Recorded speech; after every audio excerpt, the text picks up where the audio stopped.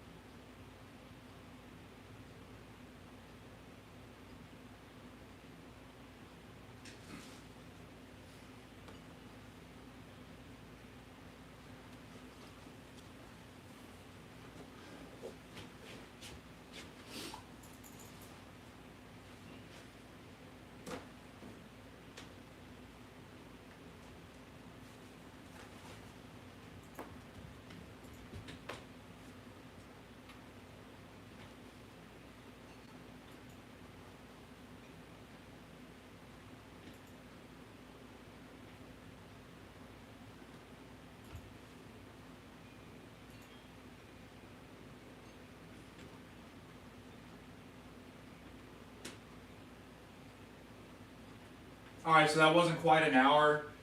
But I'm really tired today, guys. I don't know if it's the weather or something. But I took a huge nap earlier. I just got up. I think it's because I'm tuning a ton of pianos this month. It's ridiculous, guys. I'm tuning literally two pianos every single day for the rest of the month, which is just insane. It's good. It's good work, but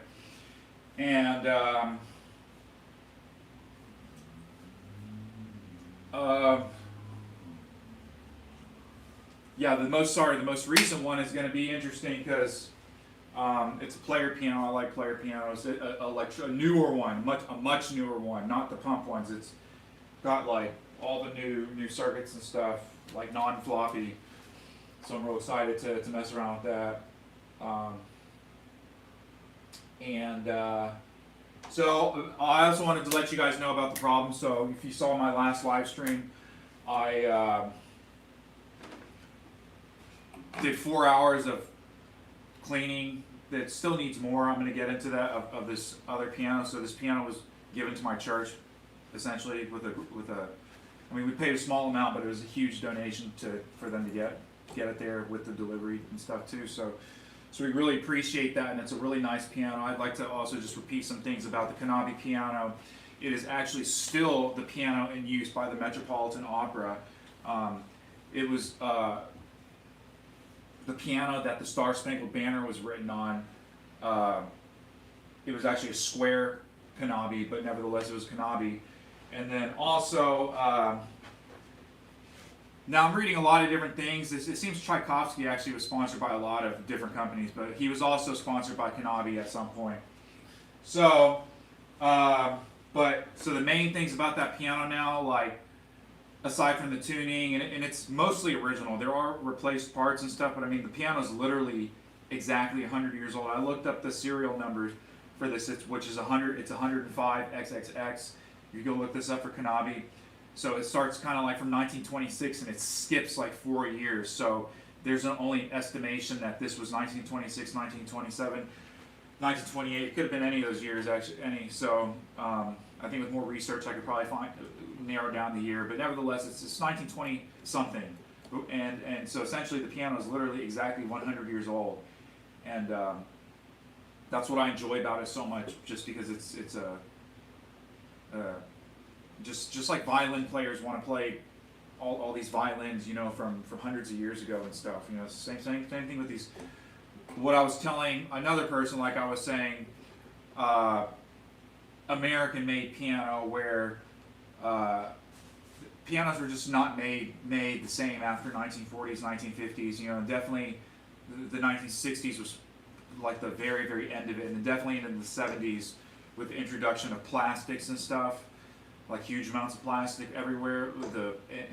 So many different reasons, it influences leading to the decline, and also the mass production of piano music, and in general, essentially leads to the degradation of the quality of all instruments, essentially. So, and I've played hundreds of instruments. I can't say 1,000 yet, but I'm saying how many non-concert pianists can say they've. I'll just say this. Yeah, I've probably played more brands of pianos than most concert pianists, because I'm saying concert pianist goes around and they're always playing. They're always sponsored by somebody, or maybe in the more modern sense, they bring around their own piano.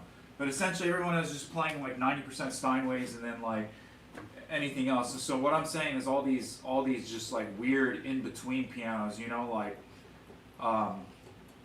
these are the pianos nobody, that they haven't played. That's what I'm saying. I played hundreds of different pianos, if that makes sense. Hundreds of different pianos. So I'm talking, I've played hundreds of brands of pianos, is what I'm saying. And that's very different than just like 20 Baldwin Acrosonics, which were absolutely ubiquitous here. Because I don't know if you guys know, Baldwin was based in Cincinnati, Ohio. And so, I'll just say it's nice for me, because I owned a number of Baldwins. Over the past 10 years, guys, I've had over 20 upright pianos. I find it cheaper and more ergonomic, or not ergonomic, just cheaper for me to just rent my own U-Haul. I can move a 54-inch upright by myself. Okay, a grand piano, I need 2 people. So, and I'm saying I can move a piano that big up 5 steps. No more than probably 4 or 5 steps. But nevertheless, the pianos that I did move over here into my house with 4 and 5 steps, I still had my friends help me. So, but what I'm saying is, like at the cheapest means, I had to pay my friend. I gave him $100 to go with me and help move it. So, but anyways, so the smaller uprights, definitely spin it. Okay, you can move by yourself. Okay, but what I'm saying is, I find it cheaper up here just to get a new piano every year. And then we have bulk trash, these huge. Okay, we have bulk trash days, and then we have, which is once a month. It's the first trash day for you of the month. My cats are fighting. It's kind of funny. And then we have 4 like super bulk trash, that happen 4 times a year. And during those, you can put out like couches. You can put out like a dishwasher, and that's what I'm saying. You put out a piano, and they'll take it. So, anyways, that's what I'm saying. I just get rid of these pianos. It's just cheaper to get a free piano, or pay $100 and then pay another $250 to rent a truck with the gas and everything, move it myself. So I already posted in my on one of my shorts, and so I was actually watching videos of the Mario thing.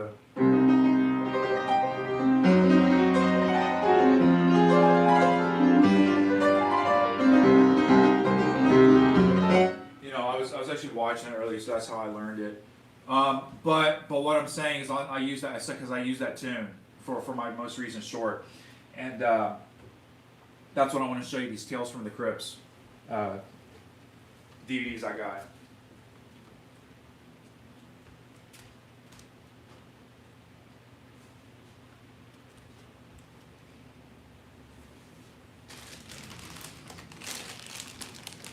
All right, well, I can't find them.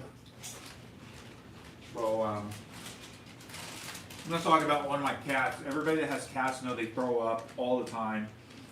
And if you have more than one cat, it's like hard to tell, like, especially if one of them is sick.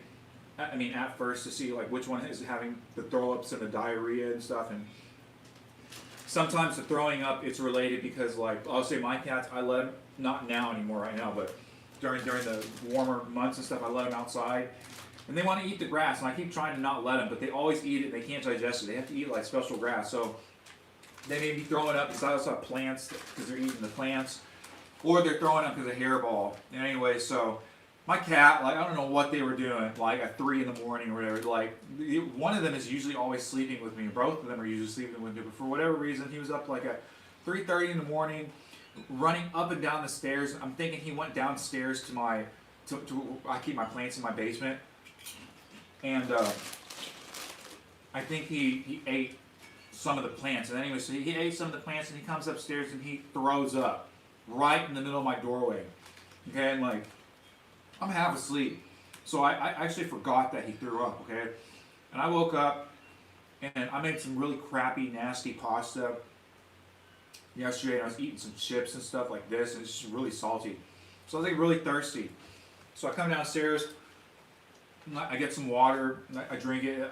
It tasted so good. Like when you're thirsty and you're drinking water, water tastes so good. I can't explain it.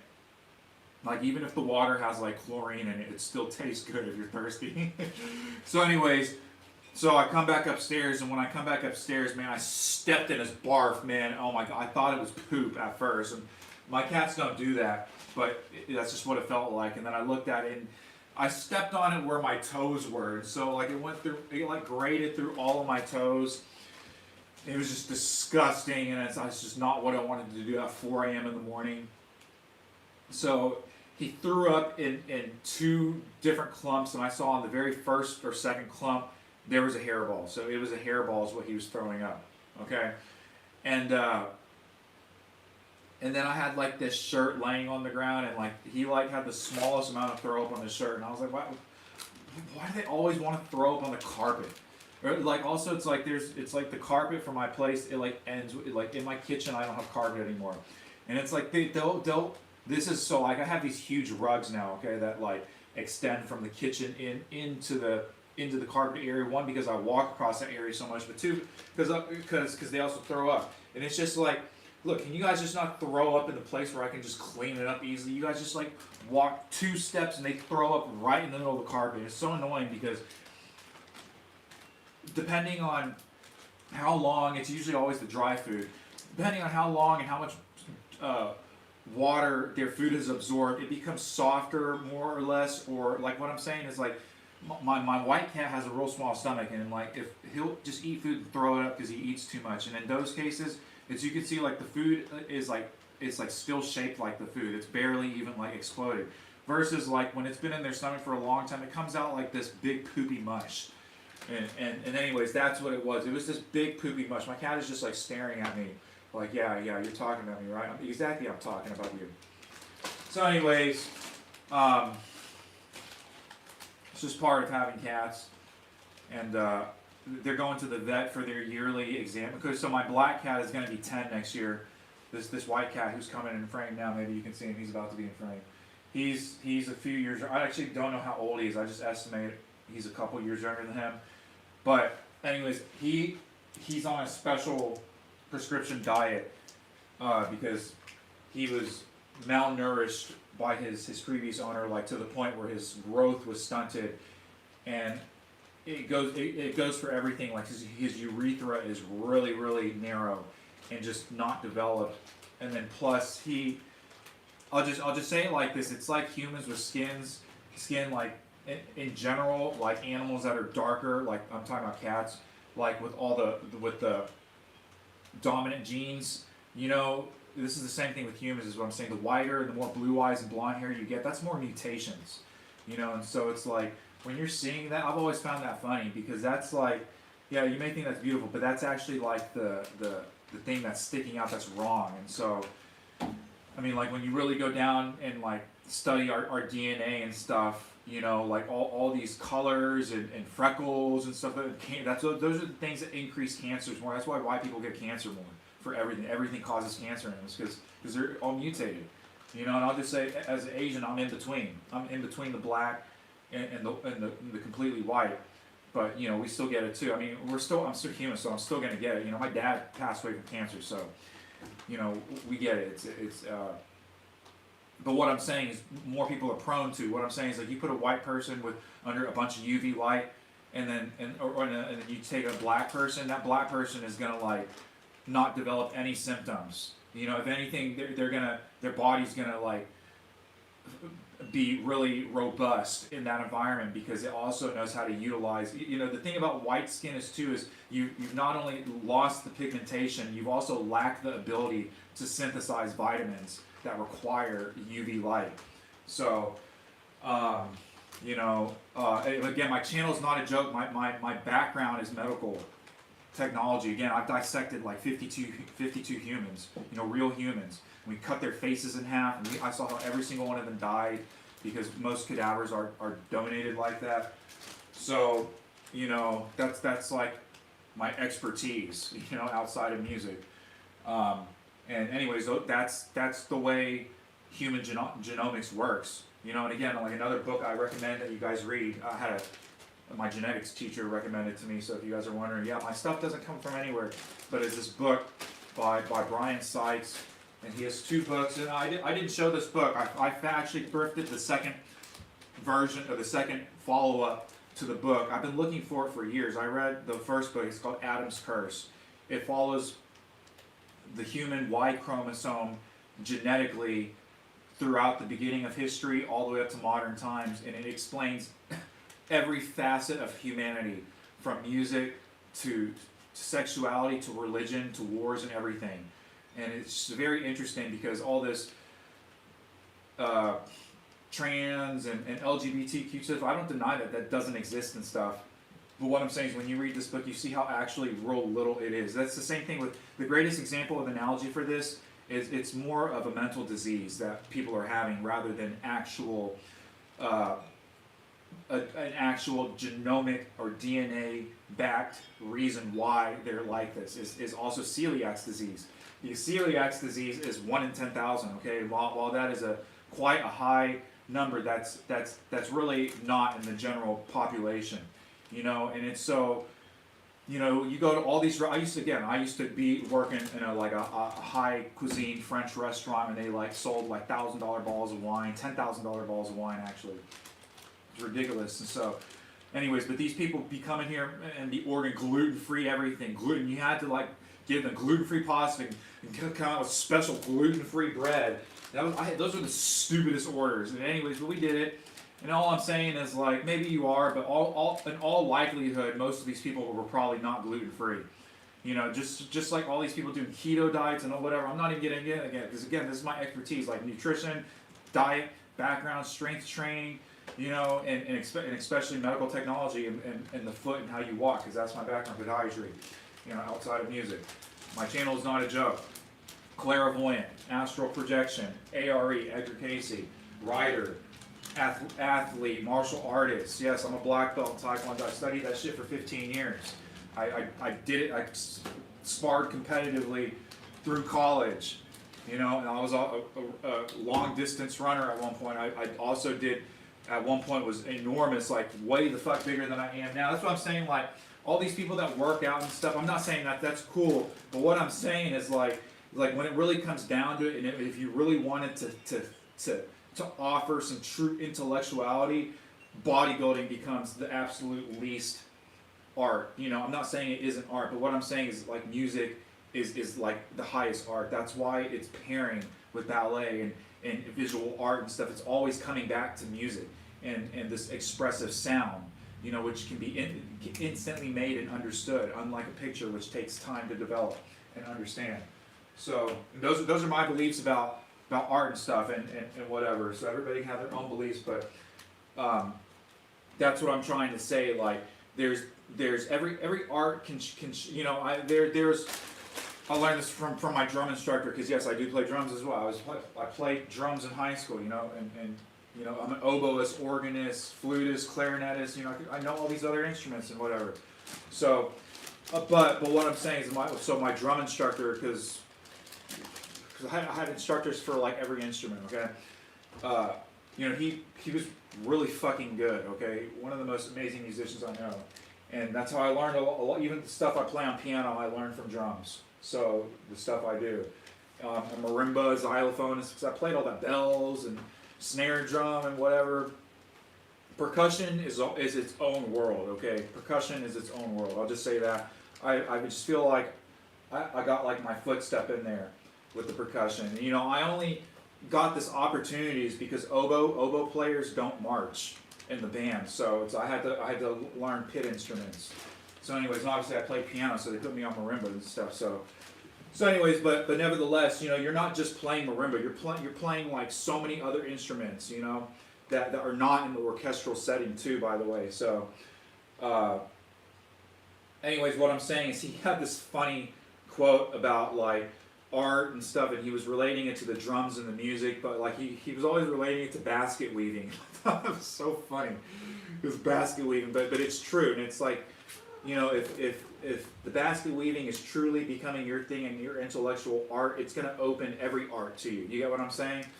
So that's what I'm trying to say is most bodybuilders, they I'll just say, just look at the way they eat. I don't even want to get into the diet. It's fucking disgusting.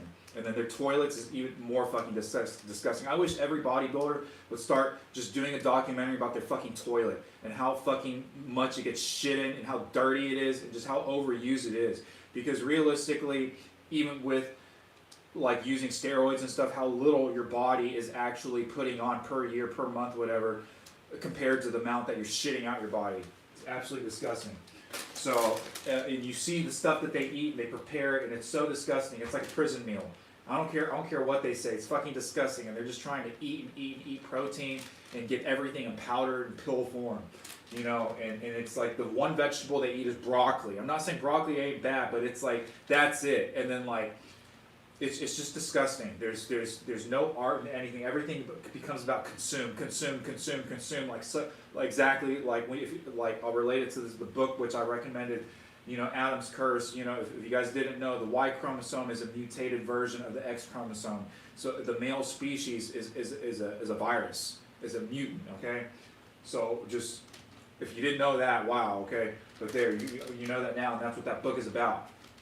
Now I found the second follow-up book called the Seven Eves, because there's two ways that we primarily follow human genomics back to the beginning of time, and one is through the Y and X chromosome, mainly the Y, because again the Y is the one that changed and that became off. So yes, originally the original humanoid was just XX, and it was some kind of asexual or whatever being that could reproduce by itself perfectly. Okay, essentially.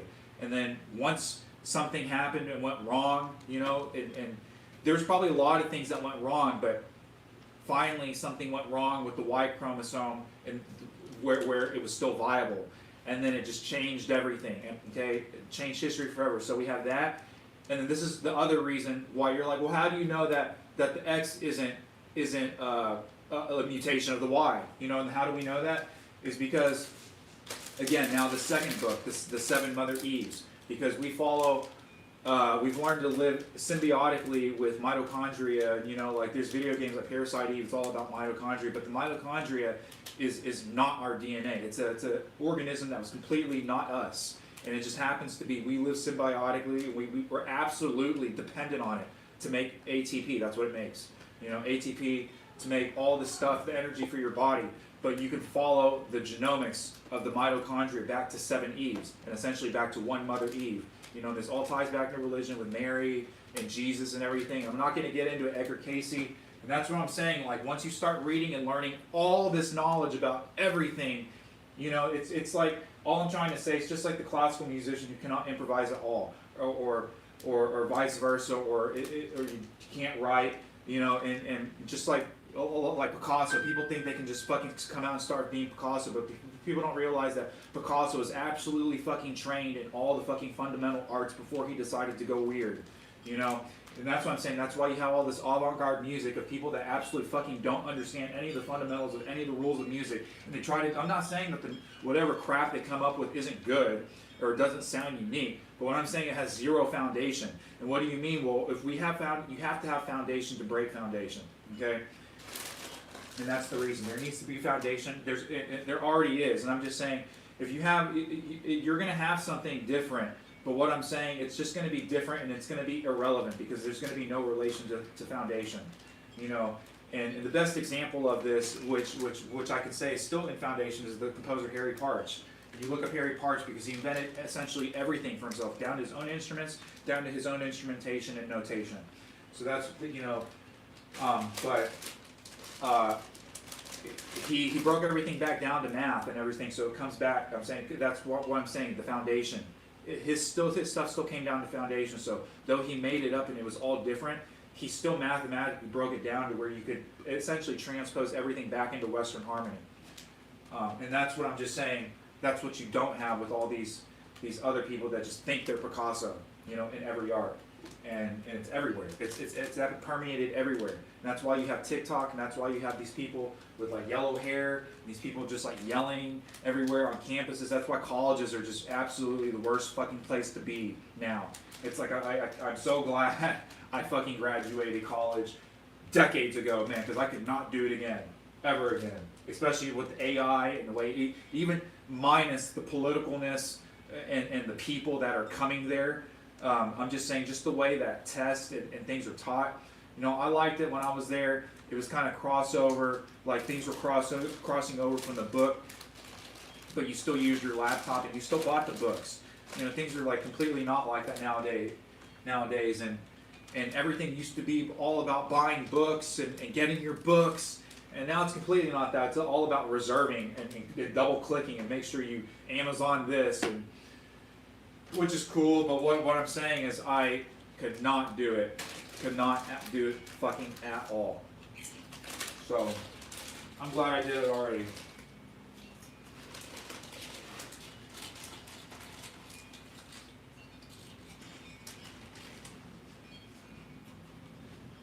And,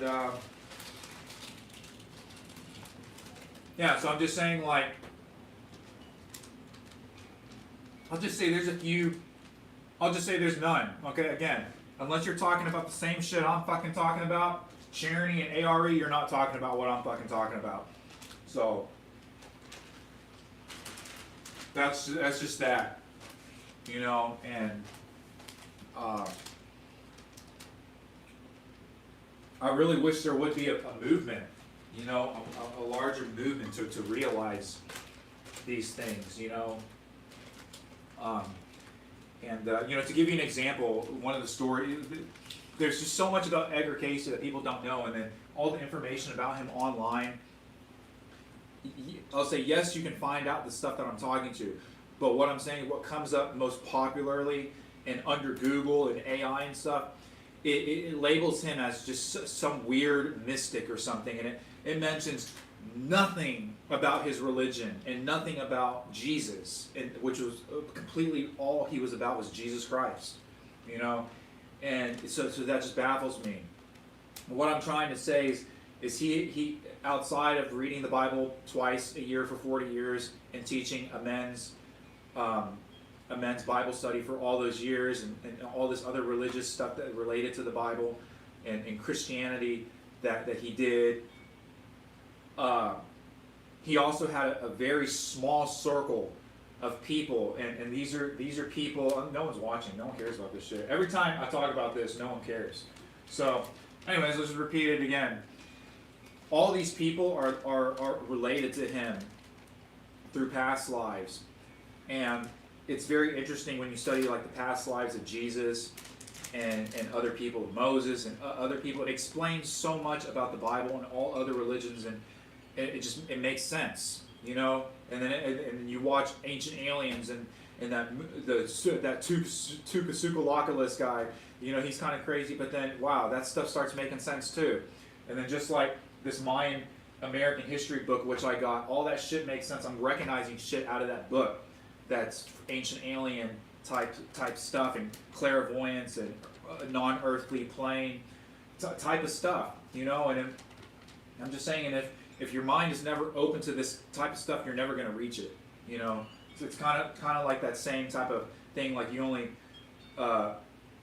miss like 100% of the shots that you don't make or whatever, some shit like that.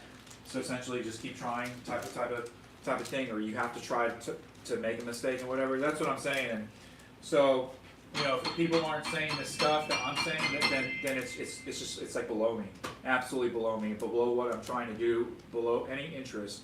You know, it's like, did you dissect 50 humans? Okay, well, that automatically detaches you from my interest. You know, so until you've dissected 50 human beings over the course of 4.5 years, then I will talk to you. You know, okay, you know, I will be interested in what you have to say. You know, but other than that, no. You know, so, and that's like the mindset of like so many other sports and stuff, and so that's why I'm kind of so dick ass about it, because they're dick ass about it. So fuck you too. You know, and again, like bodybuilding, the greatest fucking example is like, you're a dummy. You're just a big fat dummy, just eating and shit like a fucking nasty fucking cockamonal bacteria.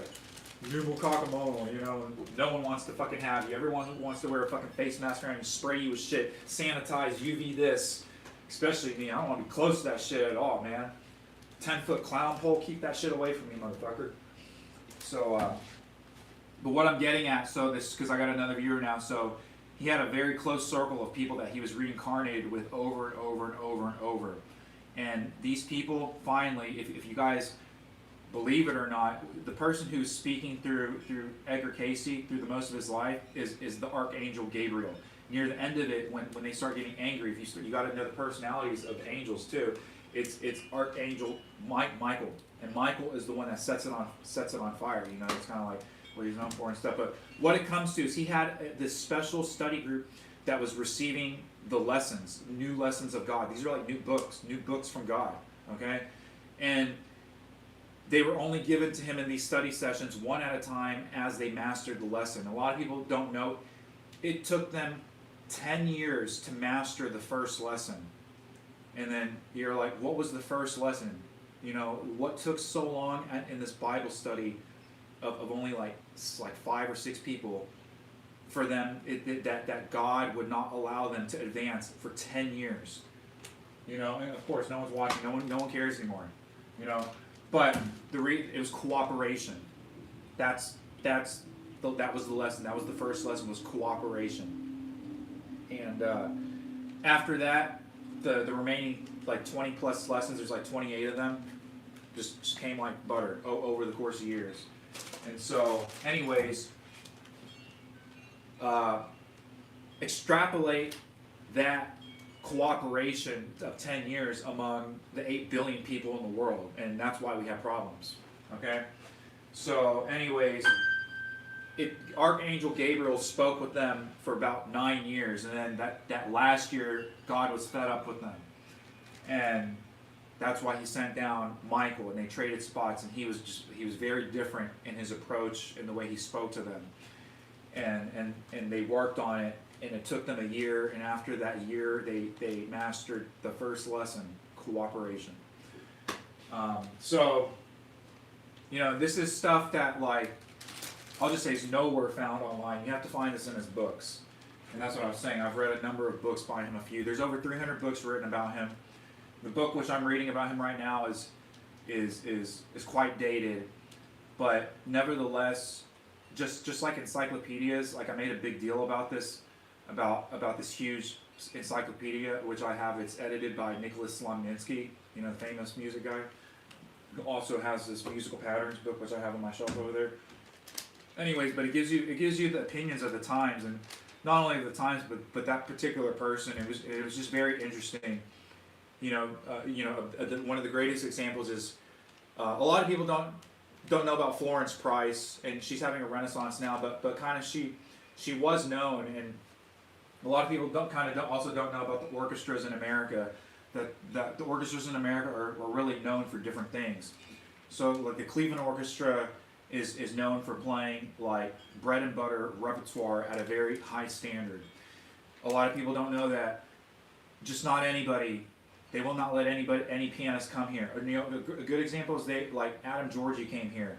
They wouldn't let him play in Severance Hall. If it's a special function, okay, but I'm saying for the concert season, like the only pianists that they let play in the major hall are like Hamlin, Yuja Lang got to play there, Yefim Bronfman, names like that.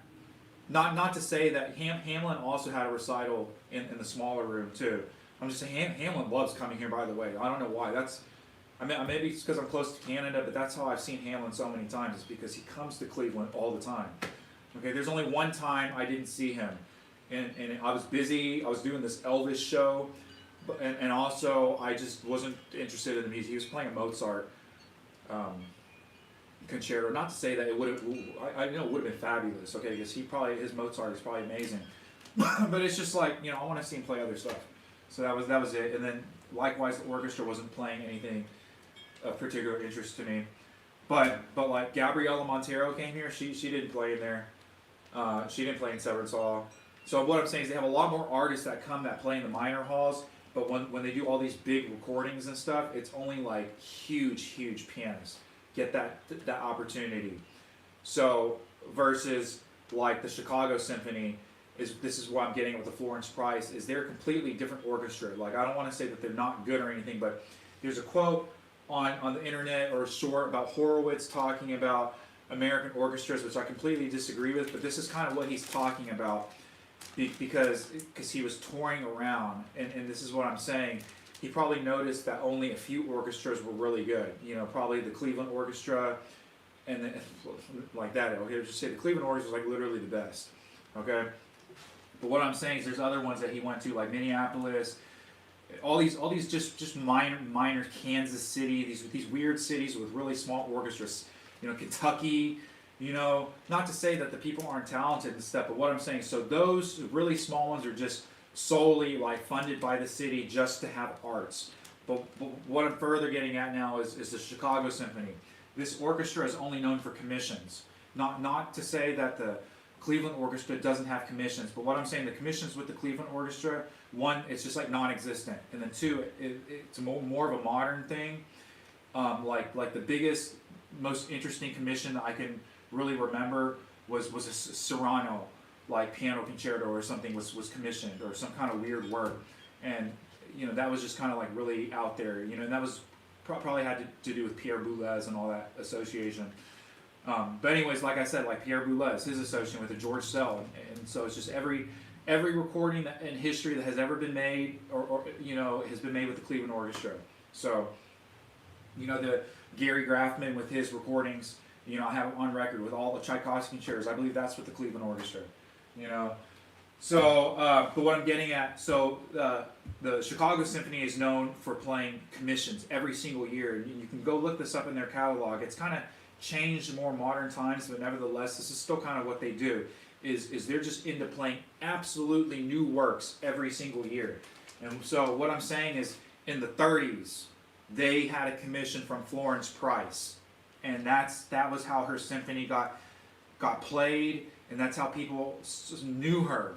And so this is tying back into my Nicholas Slomninsky book of its 4,000 pages, this encyclopedia, which what I'm getting at is Florence Price is mentioned in this book. This book is from 1955, 1960. Okay, so I'm just saying at that time Florence Price was still remembered. Okay, in this book, and what I'm saying remembered is in these encyclopedias and these older books, having illustrations is a huge thing, and then having colored printout is even bigger. So encyclopedias that were way far in the past are just like all words, and then or if you had a really expensive encyclopedia, it would have like very intricate engravings, like very small and fine ones, and then the best encyclopedias would have maps and stuff like that. So what I'm saying is this encyclopedia is kind of like a bridge in between these times. Like this is when the biggest hard drive is still only like 5 megabytes. It's taking up the whole room. I watched a documentary about this. And computer technology is part of my interest, even though I only like the acoustic instrument. So, but what I'm saying is that, so she was remembered up to 20 years after this commission performance, when everybody really just started recognizing her name, and then she just kind of went absent. You know, you really put it together with history when Martin Luther King was getting shot and all that kind of stuff was happening. That's when she got forgotten. Okay, and then what I'm getting at is you now further look into how the music that we're now playing by her is being played and discovered, and someone had like all of her compositions like in their attic. This is very recent, and it was like 2 boxes or something of all her music got donated to the Library of Congress now. So that's like been the huge resurgence of a lot of her music, is because we've never heard it before, and this music just literally came out of nowhere, came out of someone's house, and that's what happened to her. She was known, then we had a whole like segregation type thing, desegregation thing, and someone was like, oh man, they're going to destroy her music, and someone took it. I don't know the full story, but that's what I'm saying. I'm putting the puzzle pieces together myself, and trying to figure out what happened. So that's what happened. Someone recognized or knew that she was a great composer. By the way, you know, she's also called a black composer, but I guess she is black, but she's really, really white. Okay, go look at any picture. I don't know if it's because she's wearing powder or makeup, or she's just really light skinned, but she's not black. When you say black, I'm thinking like literal, like just African black people, you know, very dark skinned. And I was just very surprised when I saw a picture of her. Like, I would have never even guessed that she was black. That's how white her skin is. So I thought that was interesting about her, and that's what I wanted to say about this book, because this is when Rachmaninoff is still alive, and he's not pictured in here. He's not considered important. Okay, and I'm just saying, look at all the music that we try to play and record. No one cared about Florence Price, and you know, and now everybody wants to play Rachmaninoff. So that's why these encyclopedias are interesting. Why Wikipedia, like, I love it. You know, I guess I have some nephews and younger kids from my cousins and their kids, so they're going to school and stuff. So I find out like what they're doing and how the school is now through them. And I thought it was very nice and interesting to find out that Wikipedia is banned from these schools. And I'm not saying Wikipedia isn't a bad thing, but Wikipedia, it definitely is. It is while it's very informative. Okay, I'm not saying it is not useful. I use it a lot. But what I'm saying is when I compare it to reading these encyclopedias, I see how biased it is, like, and how it changes, ever-changing bias. You get what I'm saying? And you're never getting a full truth from Wikipedia. You're always getting another person's rewording of facts that you should essentially just be reading the citations, not what's written on Wikipedia. If that makes sense, it's like, so when you go to like a page for Ravel, you know, it'd be nice. It's still nice to go through the stubs and break down the information. This is like, you know, I took a note-taking class too, so it's like how to speed read and how to speed notate stuff and whatever. Not to say that I'm good at it, but I'm saying like these are those type of skills. I'll just say I've met a lot of people that just cannot read at all. You know, I'm not just, it's very surprising illiteracy. So, anyways, I'm not dogging to them, but once I realized that, like, then I realized like the gift it is to be able to read and comprehend words and stuff. So. Anyways, I was taking this class and they were just showing you how to break down all this stuff. So what I'm saying, so it's still good to break down the Wikipedia page in those same fashions to just get a rough idea of what it is you're getting into and the highlights and the topics that you should be looking for. But essentially, you should just not look at that at all, because that's not that's multiple people's words that are all with an agenda, okay? Their agenda, okay? And go down to the citations list, especially like, It's so funny that they're so anal fucking OCD retentive about this type of stuff, because it's the exact stuff that I want to read, not about them. You know, that's what I'm saying. I don't want to read anything that they have. I just want to read their citation.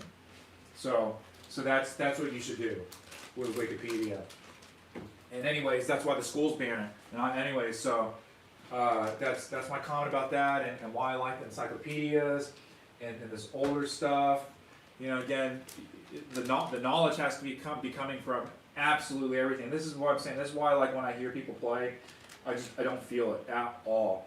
Like, I don't even want to talk about it, but like, I watched this live recital. It just broke 9K views. Now it's like at 10K views. Very well known concert pianist, young concert pianist. You know, like new age concert pianist. It was all very good and stuff. But I'm just saying, I'm listening to it, and then it's the exact Scriabin quote that he said to Horowitz. You know, like why your playing sucks is because you have no fucking like experience outside of the music. You know, and I'm talking not talking about reading books and fucking memorizing facts. I'm talking about real fucking life experience, where like you're doing fucking business deals with people and getting fucking screwed.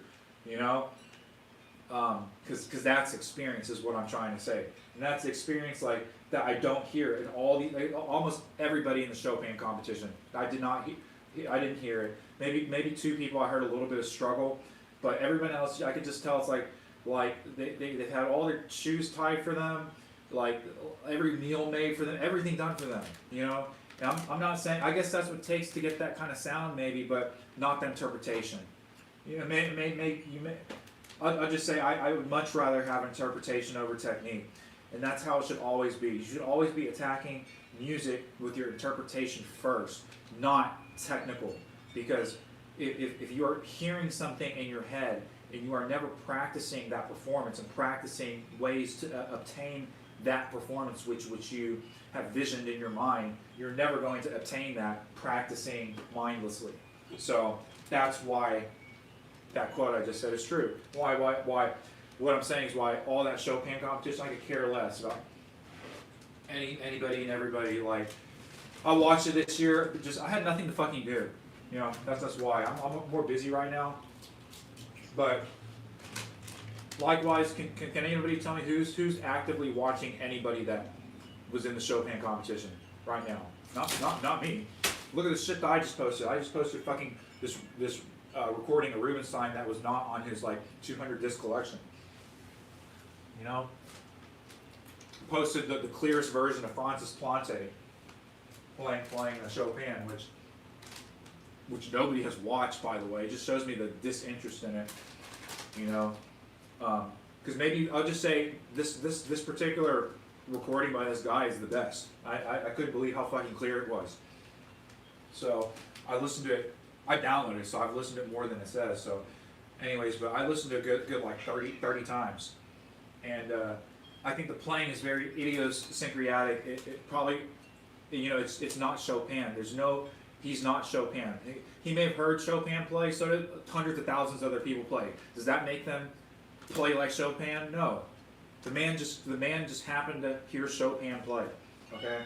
I think that's a big thing that they, especially after that Art of Piano movie came out, and it was like the whole sole fact about his playing. The thing about Francis Plante, he was actually an interesting player. Is what it is. And that's what I'm trying to say. His playing was very idiosyncratic, and it's especially idiosyncratic in that Chopin, the Torrent Etude.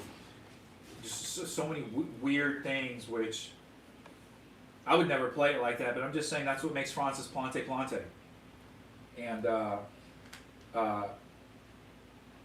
you know, I was telling someone else, it's like everyone, you know, the greatest example of this is also like Yuzhen Wang. So, you know, some of her most millions of views videos are just people just filming on the cell phones in mono, and they're from years ago, so the quality is like crap.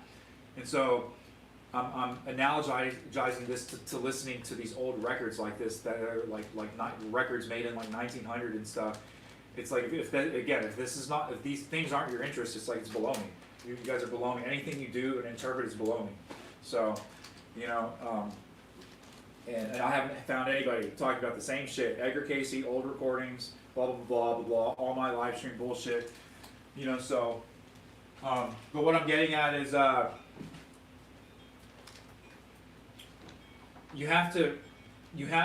what I'm saying is it tells me that the artistry is more appreciated than the actual sound. Now you just have all these producers, and what I mean by producers, this is like motherfuckers that went to college too. I'm sorry, like if I'm not saying that college isn't important. I'll just say I got shit out of college. You know, yeah, I don't use my degree, but I got what I wanted out of college, and it was just the knowledge and the experience. You know, but I'm saying more almost everybody just going to college is just going there because they just want a higher pay grade. You know, so and it doesn't even matter what you're using it for. So I'm not saying it's different for everybody, but I'm saying, you know, I used it for me. And what I'm trying to say is, in college, you had all these people that just walked around with crosses on them or guitars, and they were just not a Christian type person, or they didn't know anything about music, but you know, they just sit around and just be lounging around with like a Bible, you know, in their back pocket. I'm telling you, that's what people did, put Bible in their back pocket. You know, you don't see this shit up north, but I'm just saying down in Bible Belt areas, yeah, you see that shit. And that's how people are. People are much nicer than up here in the north. People are rude as shit here. I don't even want to get fucking started about how fucking terrible it is here. I'm a southern boy. So anyways, and I went to college in the south, way fucking down south. I could have driven to Mexico on the weekend if I wanted. That's how fucking close I was. So anyways, but yeah, you have all these people that just have guitars just for the look, and that's what I'm getting at. You have all these people that just have all this, they just got a crap job, they just saved up, they suck at music, they suck at everything. They're fat and ugly, and they just drink beers and smoke cigarettes and smoke blunts. You know, listen to the shittiest fucking music in the world. And then they have all this motherfucking equipment with fucking Pro Tools on their fucking 64 gigabyte fucking computer and their little fucking 3.5 fucking octave iCod MIDI controller. You know, and what I'm saying is, those people, they're all about this perfection, about all these sounds and all this bullshit, when it's not. It doesn't matter. No one really cares about all these new VSTs, VST9, new algorithms, new change the mic, move it here, close the lid, open the lid, pedal effect, pedal up effect, pedal down effect. That's all. This is so much fucking bullshit. And when people just fucking care about the artistry and the content, and that's why we like old recording. That's why I like old recordings, is because I'm able to see through all that static. You know, of course, if it sounded better, I want to listen to when it's better. But by choice, that's all we have, and that's what I'm saying. You get to these people that by choice, that's all we have, and they focus all their fucking time on 196-bit HDAC, this new codec, this totally uncompressed, you know, everything audio. It's so much bullshit. It completely supersedes any of the musical or artistic value of anything that they're trying to associate with the project.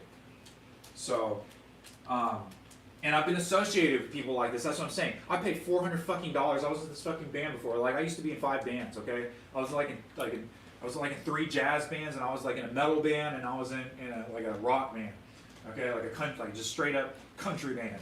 Okay, and like I said, I'm still like on the fence with like 2 or 3 bands. I still kick it with a lot of my friends. Just play drums and shit. So it's like I may not be in their band and stuff, but you know, I still know them. I like metal, but I like everything. I like everything. I really do honestly like everything. I like putting classical shit to beats. I like playing. I'll just say this. I like playing also like just jazz standards, just more straight and in 4, just very straight. You know, with not all these insane harmonic changes. I mean, that's great when you want to solo and you know, everyone's got the groove and it's going. But I'm saying to essentially do that and make that your version, that's cool, I guess. But what I'm saying, the beauty of it, for me at least, was originally just the changes in the melody. And that's what I like, to keep it absolutely fucking simple. Yeah, well, I just improvised for like 45 minutes. Like, the first 45 minutes of my live stream was improvising. All my live streams are improvising, okay? That's all I do is improvise. You know, and I like to improvise my own style. And I improvise what's on the tip of my finger, you know, exactly what I'm fucking feeling, and it's my mood. And sometimes it's like that, you know, for a long time, and sometimes it's not. But that's what I feel, and that's what I like doing.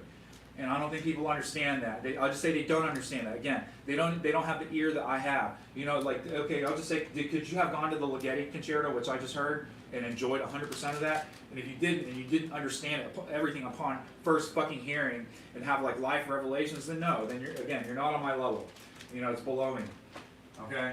So, are you talking about the same shit I've been talking about for all my fucking live streams? No. Okay, nobody is.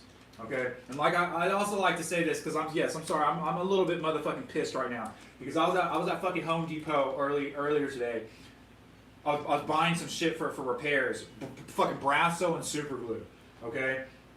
Sorry, so the last thing about that piano is new pianos now are plated, okay? Older pianos, like from the 1930s and stuff, they're essentially, some of them are plated, but usually they're only plated like on the words or where they want to make a visual accent. The rest of the piano is like just straight up just bare bronze. And so what I was saying is I started trying to clean up that Kanabi piano. And it's just gonna take a long fucking time. But anyways, I'm about to Brasso the shit out of that. So anyways, I was at Home Depot buying Brasso and super glue because super glue is I use that on the job all the time. It's crazy. And then I just used up my last 2 tubes. So what I'm getting at, this is what I'm so fucking pissed about. I'm sorry someone fucking left. Because this is fucking interesting. You know, I got a fucking copyright strike on my fucking channel. And I fucking got the notification while I was at fucking Home Depot. I was cutting keys for my house. That's the other thing I was doing. It took like 25 minutes. The machine is so fucking slow. And it's like you get a special for getting 3 keys, but if you want to do 2 separate keys, it doesn't count towards your 3. That 3 keys is only 3 keys of the same key because each transaction for 1 key is 1 transaction. And that's like the dumbest shit. You guys got to fix that shit, Minute Key. This is the dumbest shit in the world, okay? Anyways, so I got a copyright strike for one of my least viewed videos, Desperado, Eagles. And I'm just going to go on. They've been milking that fucking shitty fucking song for 50 fucking years. No one fucking cares about it. The whole sole fact that he's going after small fucking meek people like me just shows me how fucking petty he is and how fucking untalented he is. The fact that he has no confidence in his fucking dick or balls to create any other fucking work because everything relies on that royalty. So he can just sit at home and fucking whack it off while he fucking gets more royalty for that one shitty fucking song. Nope. Nobody knows any other song by them. Okay, I've never heard any other fucking song by the Eagles that I've listened to all the way through. Ever, except for that Desperado song. You know, and now I fucking hate it. I absolutely fucking hate that song. You know, I'm deleting that shit off my channel. And you're never going to see that on my channel. I'm going to talk about this shit for the rest of my motherfucking life. You know, unless I see them come out with some new fucking music or shit, I'm going to be like, yeah, because they watched me. You know, someone had to manually fucking go in and copy my fucking link and then paste that shit in and manually take that shit down. That's how fucking petty that shit is. So, anyways, again, he's not doing anything that I'm doing. All his shit is below me. He has written nothing close to the amount of musical criticism, musical eruditeness, and the vast knowledge which everything I talk about is you know, I've been talking about for 10 years on my channel. You know, he's none of that. Absolutely fucking none of that. That shit is absolutely below my left motherfucking foot. Fuck that shit. You know, and that's how I feel about that music. That music is absolutely motherfucking terrible. I will improvise. You said, do I like improvising? Yes. I will improvise on anything. I like jazz and shit, jazz singers, but I will never fucking improvise on a fucking Eagles song. Fuck that shit. You know, I'm sorry for any other band, association, stagehand, grip, anybody who's ever been associated with that. What a fucking sad fucking life. Fuck you.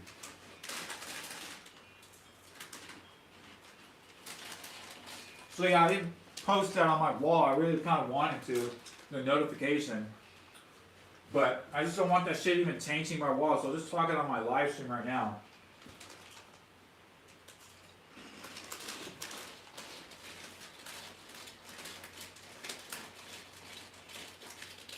I'm going to say it right now, too. I'm particularly most pissed about this is because I am the sole entity in the whole universe who has stood up to Alistair Hinton in the Sarabji archive and won. Okay, period. I did not make a big fucking deal about that, but I should.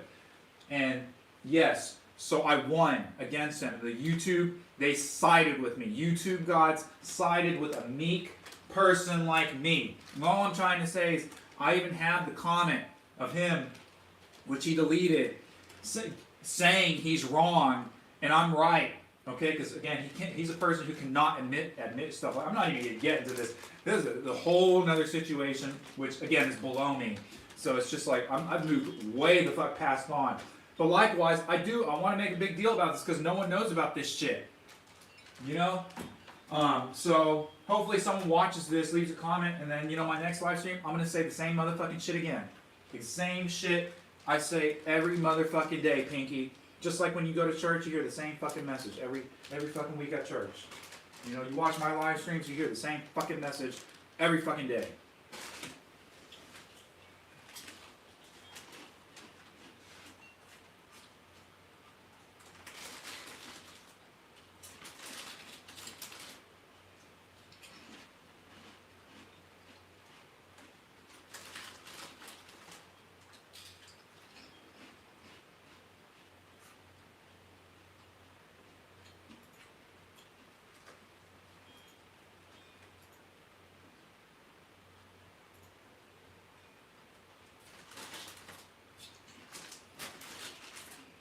Alright, well, I think I've been streaming for, an hour and a half, guys? Like I said, I'm really tired today. And, I'd also like to add one more thing about kind of piano tuning. And, one of the reasons I started live streaming was so that you guys could see how often I have to just either tune or work on my piano. You can see right now how I just have it all the way off, because I know something's going to go wrong.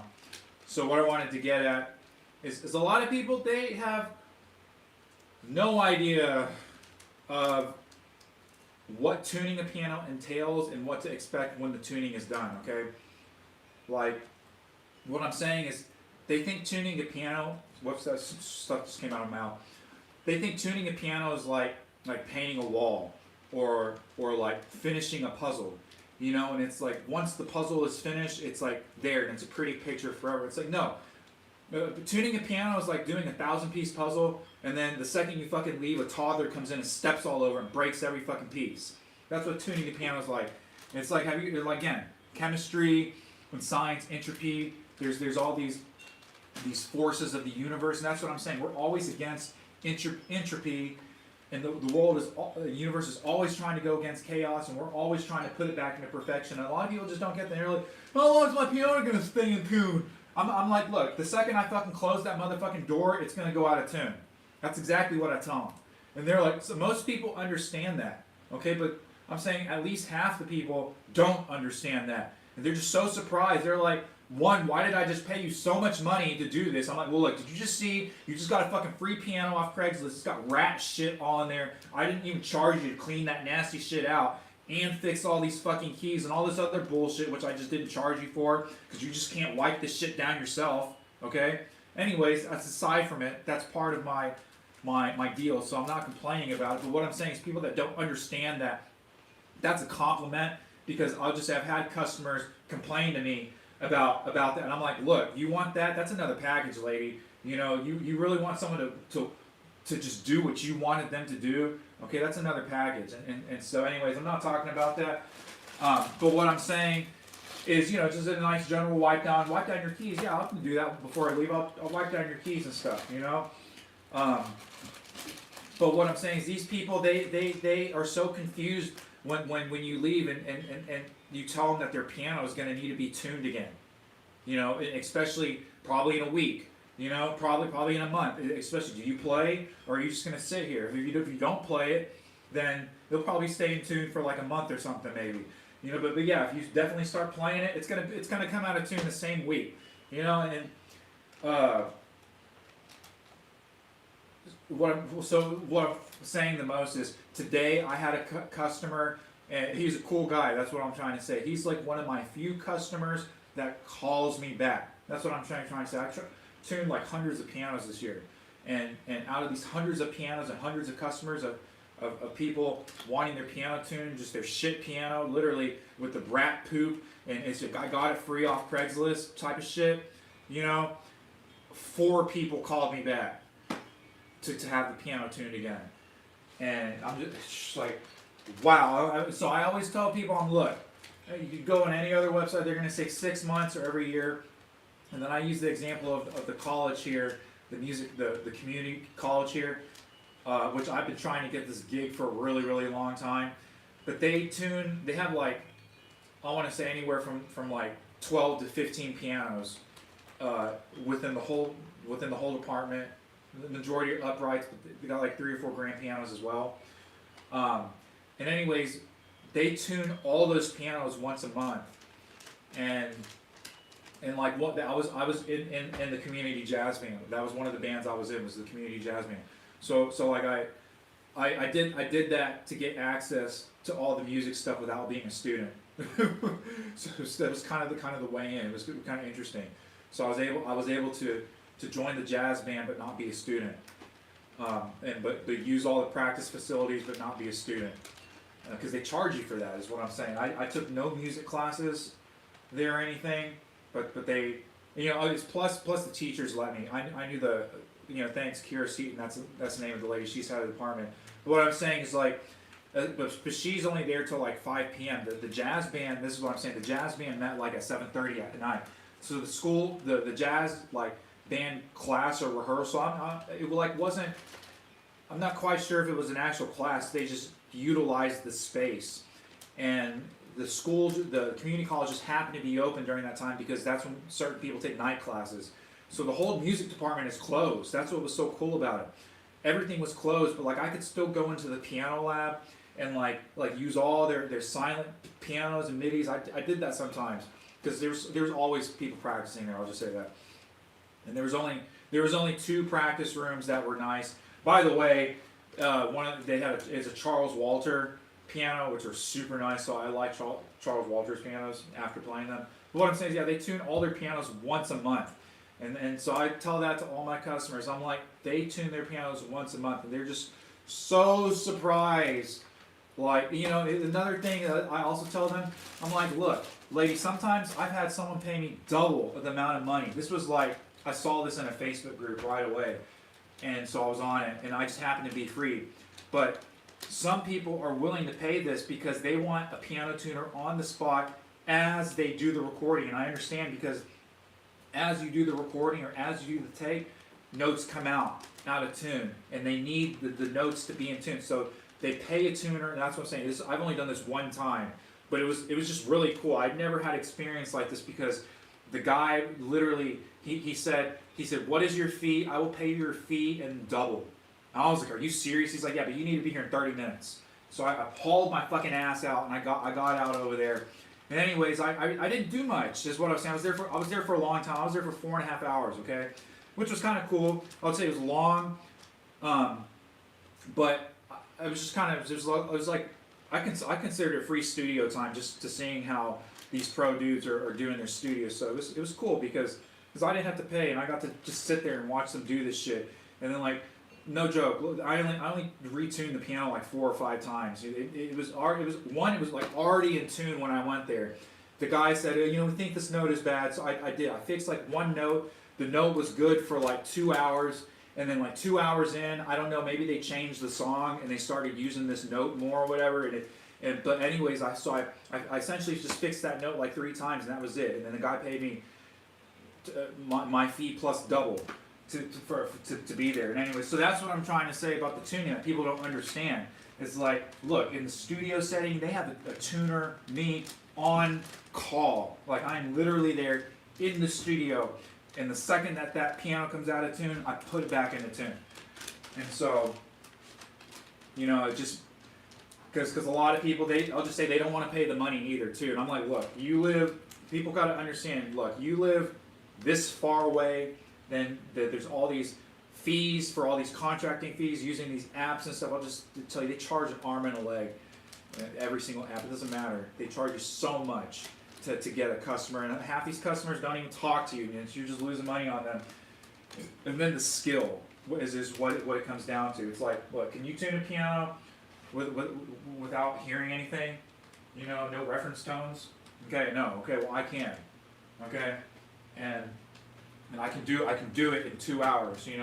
And again, a lot of people were like, oh, because I've been to these piano tuning schools and met a lot of people that are through them. Like, look, dude, I can fucking tune your piano in 25 fucking minutes too. Okay, that's fast as shit. Okay, I'll tell you, no fucking piano tuner can tune a fucking piano. Well, I can.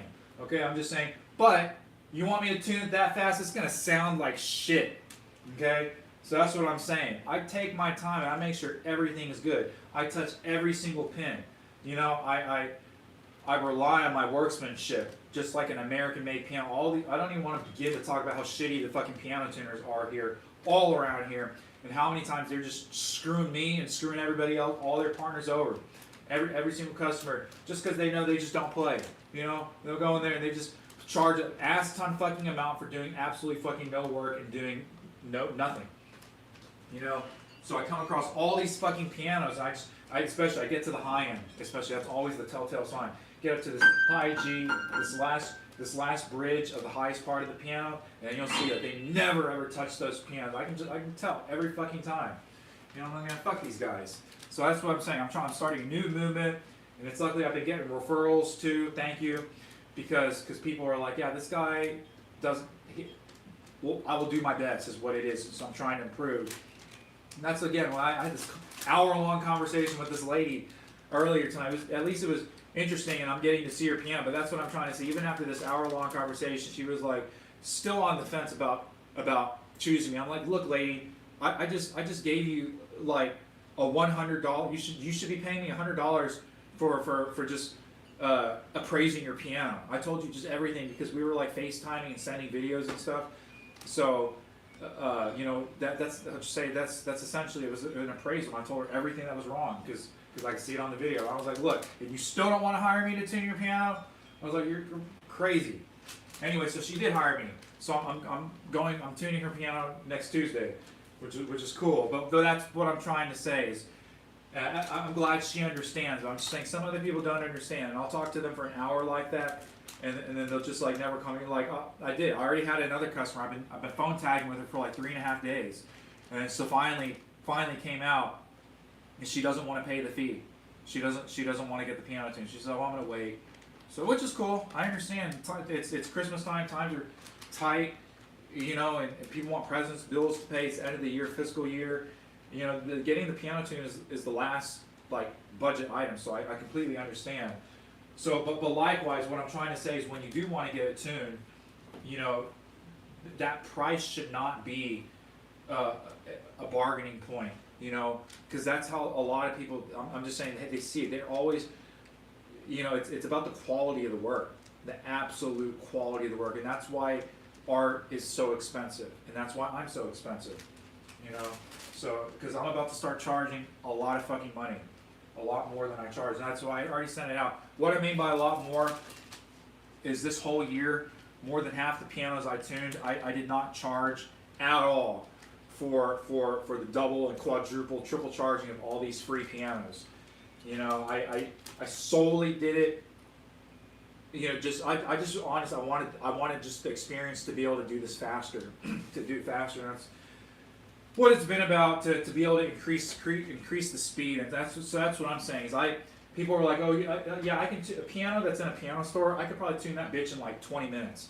But I'm saying a piano that's all the way flat, where I'm playing like middle C and you're hearing B flat. Okay, that thing, go on any form. Everyone's saying that piano's taking hours. I'm saying I can get a piano like that in an hour and a half.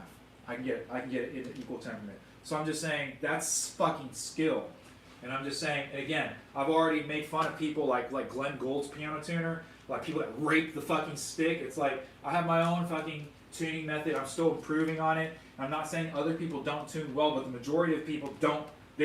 I hate to see these people have sex. You know, they think they're all fucking good, but they look just as dumb as the other motherfucking person who doesn't know how to have sex either.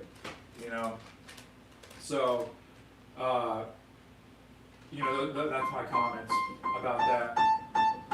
About, you know, I was explaining to this lady today, you know, the other reason why you can't be letting your pianos getting so out of tune after these years and years and years is because it's going to lose its crown and it's going to lose its shape, and then the factors also factoring into a piano that's not being tuned like that, isn't being touched, isn't being taken care of.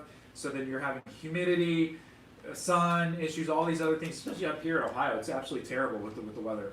Just fluctuating, absolute cold, zero dry humidity to summer, 90 degrees, 130% humidity. So that's what's happening. And so it's as long as you essentially keep your piano in tune, it's not going to move. But the second you start letting all that tension go crazy, and then you have one of these shitty other piano tuners all around here, Cleveland, I'm not going to name names, but come and try to fuck up your piano, then they're going to fuck up the crown. And that's what happens. You know? So, I don't want to name their names, but they're all fucking shitty. Oh, and yeah, how do you know this, Eric? Because I have pictures of their work. So yeah, so that's how I know. So whenever they be like, I didn't do that, I'll be like, well, here's your card, and here's the photo, and here's the before, and here's the after.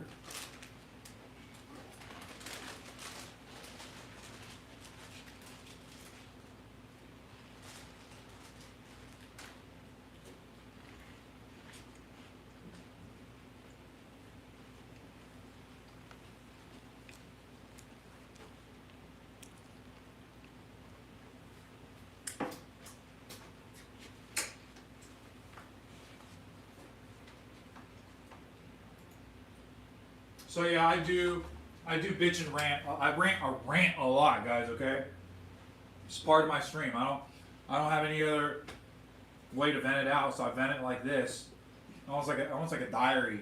I think it's easier to speak it out than write it out. I do, because I do a lot of writing too. But I'm saying this is just much easier to speak it on. I love the live stream platform on YouTube, unlike any other format. You know, like I've said in previous live streams, the reason I'm private on Instagram now is because I don't understand how that thing is supposed to be taken as professional when all your videos, which exceed an age date of 3 years, they remove the audio. They keep the video, and it's like, that's so dumb. But then you also go look at how people also manage their profiles on Instagram, and it's like they're always like, sometimes they'll post 1,000, but then you'll come back the next day, and like literally you have to go through every fucking photo and click archive. It's so fucking tedious. It's so slow. It eats up so much data. But that's what people do. And then you come, and then you have these people with like 3.6 million followers, 0 posts. Dumb stuff like that. So anyways, that's what I'm saying. That's why I don't use Instagram. I'm on it, but it's not public. Because I was like, dude, why am I gonna post it? And even if it's not my serious work, it's my practice work, which I want to have a log of. Why in the world would you just might as well delete my video? Why in the world would you remove the audio? That's the dumbest. Whoever thought about that, of course it's a data and money saving thing, but I'm just saying that's why that platform was a fucking joke. And the same thing with TikTok. Like, not to say that TikTok doesn't have its own exposure and fan base. All I'll say, it's ever been on the decline ever since Trump banned it for a little bit. So that's all I'm gonna say. So yeah, you may still use it, but it's never gonna be the same. It's never the same popularity. So yeah, there still is an enormous fan base, just like X or Twitter, all these other things. But what I'm saying is, it's not like YouTube. You have all these people on TikTok doing all this bullshit, and then you go to their YouTube, and it's like 1,000 followers. But their TikTok, they got like 750,000 followers. Only the people that are like truly social media, influencers have a comparable amount on across all platforms. So that's the thing about TikTok. That's the thing about Instagram.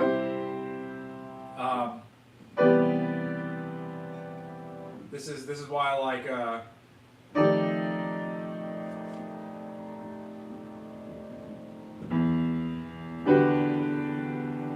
to just record my thoughts. I think it's a lot easier.